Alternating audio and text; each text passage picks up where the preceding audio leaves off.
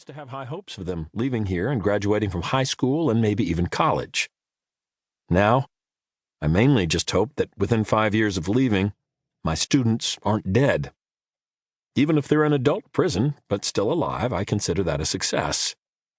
This teacher, who ate his lunch every day in a nearby woodsy area while listening to the birds in order to manage the constant heartache of his work, added, "Frankly, the track record with that is not great."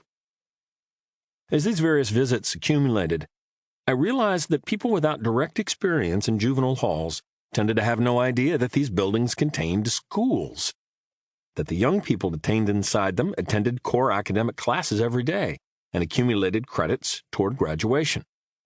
Most people instead seemed conditioned to equate juvenile hall with prison, youth offenders with inmates, educators and counselors with guards.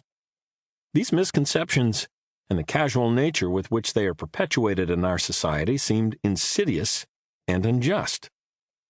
After deciding to write about what it felt like to be an incarcerated juvenile and to teach incarcerated juveniles in America, I spent significant time in each of 3 spaces within the juvenile justice system.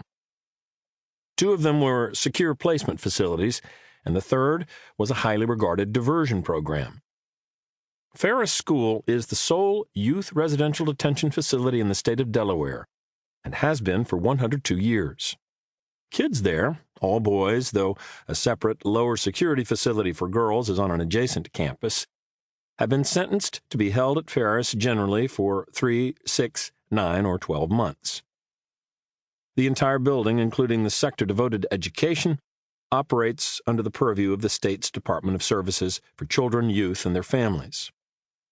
This book follows a student named Josiah Wright through his year-long incarceration there. Woodside, already mentioned, is a court facility housing San Francisco's juvenile arrestees awaiting sentencing before a judge, but deemed unfit to be free in the interim. The structure is connected to the juvenile court building, and students are placed there for anywhere from a couple days to many months, depending on the progress of their various cases. There is 1 living unit for girls and 2 for boys. The residential program is managed by the Juvenile Probation Department. The educational sector is run by the San Francisco Unified School District. This book focuses on the work and trials of educators there, mainly through the experience of an English language arts teacher named Megan Mercurio and the school principal, Chris Lanier. Exalt Youth is a New York City-based nonprofit dedicated to helping young people who have had serious contact with the legal system avoid further contact while reclaiming forward movement in their lives. The intensive 4-month program involves classroom experience, a paid internship, and immersive prep for various life challenges such as job interviews and regular school days.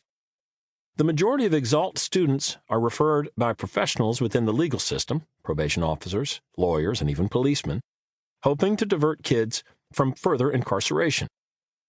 This book observes the challenges of transitioning from juvenile hall back into the outside world through the experience of Ian Alvaro and his Exalt teacher, Alex Griffith.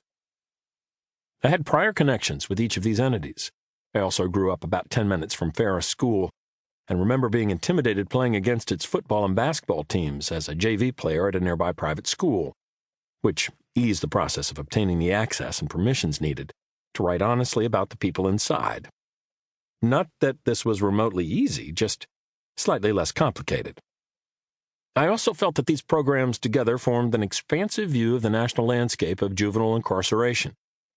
East Coast and West Coast, short and long-term imprisonment, small city and large city, the experience of young people and the adults, guiding them before, during, and post-incarceration. It would be disingenuous to assert that these places and this work offer a complete representation of juvenile justice in America, but I believe that these pages illuminate a tremendous range of incident and relevance. Beginning in August of 2019, I spent roughly 1 week per month at each location. During those weeks, while subject to the limitations inherent to a locked facility, I observed and participated in almost every part of the school day, usually beginning with either yoga or some other form of exercise around 7 a.m., and ending in the evening after dinner, when most students began retreating to their rooms and their books and reflect. To keep listening to this audiobook, I've left you a link in the description so you can do it at no cost thanks to Audible's 30-day free trial.